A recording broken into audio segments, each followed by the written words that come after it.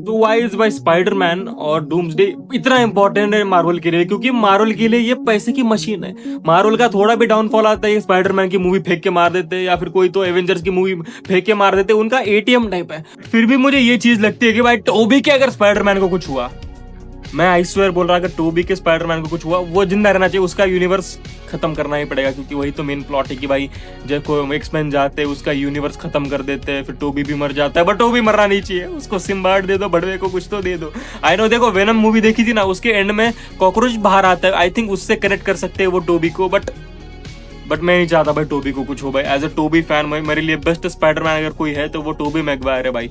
उसको प्लीज कुछ मत करना भाई, मरवा, वरना भोसड़ी के बहुत गाली बकूंगा मैं। लिटरली थिएटर में मुंह दूंगा, एक रेटिंग दूंगा बुक माई शो पे। लिटरली दोस्तों को सबको बताऊंगा, भड़वो ये मूवी देखने मत जाओ, मेरे फेवरेट टोबी को कुछ नहीं होना चाहिए।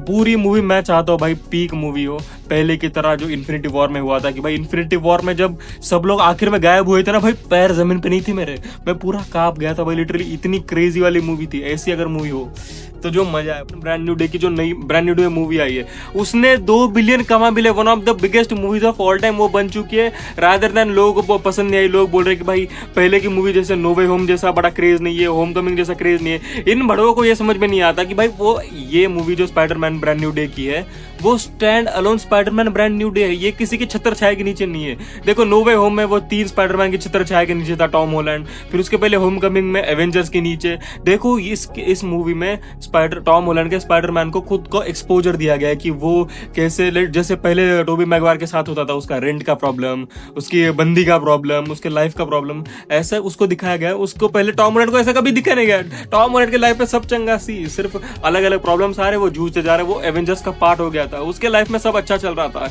फिर अचानक से एक बार भाई वो मिस्टीरियो हक देता है, पीटर पार्कर है स्पाइडरमैन, सबको पता चल जाता है। फिर वो क्या करता है भाई, वो डॉक्टर स्ट्रेंज के पास जाता है। डॉक्टर स्ट्रेंज बोलता है कि हम सब तेरे को भूल जाएंगे, इंक्लूडिंग मी। उसके पीटर के पहले फटती नहीं, उसकी तब फटती है जो भाई डॉक्टर स्ट्रेंज भी जाने वाला होता है। तब वो डॉक्टर स्ट्रेंज के पास जाता है, फिर बोलता है कि सबकी मेमोरी मिटा दो।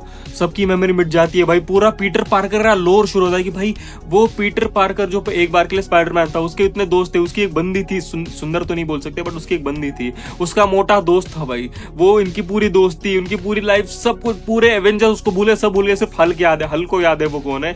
और दूसरा अगर डूम्सडे के बारे में बात करें भाई, डूम्सडे तो भाई अगर डूम्सडे अच्छी मूवी मिल गई तो फिर भाई तुम मार्वल पैसे पे मुंह देगा भाई, पैसे में सोएगा, पैसे में हगेगा, पैसे में हर चीज करेगा, क्योंकि भाई इनकी मनी मेकिंग मशीन है डूम्सडे।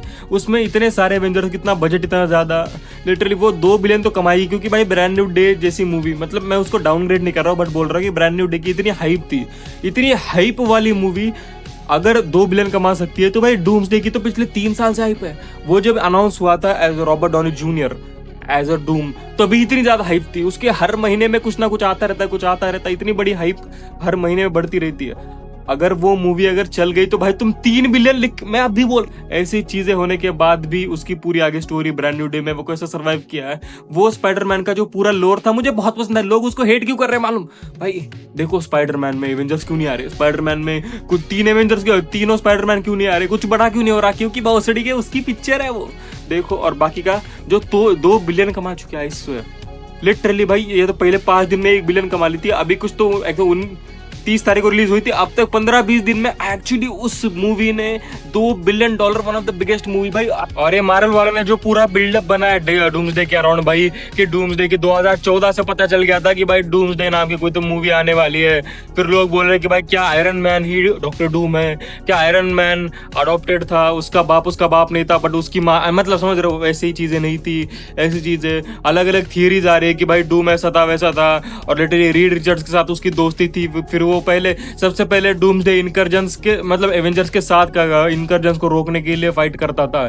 फिर अचानक से उसने पार्टी बदल दी, सबको धोखा दे दिया, सबको बता दिया तुम्हारे माँ का भरोसा भाई, मैं तो तुम्हारे घंटा साथ हूँ बोल के सबको धोखा दे के खुद अलग चला गया। फिर सबसे बड़ा विलन बन गया। फिर उसके पास इतनी पावर आ गई भाई लिटरली कि mighty Thor, one of the most strongest Avengers को वो लिटरली फिंगरिंग कर देता है, 2 उंगली से रोक देता भाई, इतना पावरफुल अगर वो है। और फिर तुम बोलते भाई ये थंडरबोल्ट जैसे ये सैम विल्सन विदाउट सिरम वाला कैप्टन अमेरिका, ये उसको रोक पाएंगे भाई। और फिर बोलते हो ये बिग पोटैटो स्टफ है, पहले जो था वो स्मॉल पोटैटो स्टफ था। थैनोस तो बच्चा था, डूम के था सामने, लोग ऐसा बोलते कि भाई literally, but Thanos is one of the biggest threats of by universe, पूरे यूनिवर्स का सबसे बड़ा थ्रेट था, और उसको बोल दिया कि भाई ये स्मॉल पोटैटो स्टफ था, असली वाला तो ये बिग पोटैटो स्टफ है। और फिर बोल दे थंडरबोल्ट नए एवेंजर्स है, कैप्टन अमेरिका पूरा यंग होके आ रहा, फिर भी वो थियरी बन रही कि भाई कैप्टन अमेरिका है ही नहीं, वो लोकी है जो कैप्टन अमेरिका का भेष लेके।